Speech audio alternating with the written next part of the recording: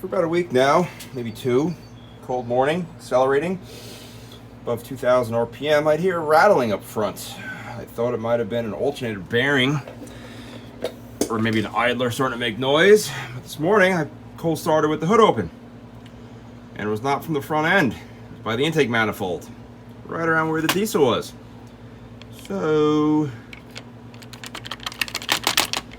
yeah, fucking shot.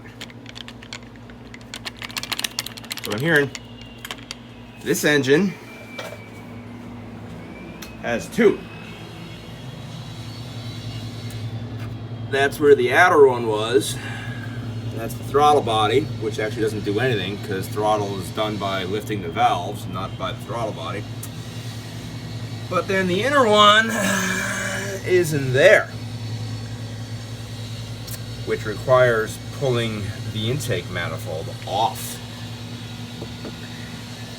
So, I can only assume that one's gonna be bad too. So I guess I'm gonna go ahead and have to fucking replace both. Oh joy.